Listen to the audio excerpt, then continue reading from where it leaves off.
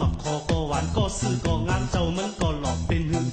ส้มอยู่ห้าเพชรอยู่ห้าซบว่ามักคอมักตาด้วยใจสายตาต่อยกันใจสั่นพอกำใครหันซ้ายหรือใครซื้อมักคอหึงมาตีเป็นสังลาน้องอยากกินส้มมักคออีน้องเลยมองไปเจ้ามักคอน้องเอ้ยน้องอ่อนเคยซื้อมักคออีน้องเลยมองไปเจ้ามักคอ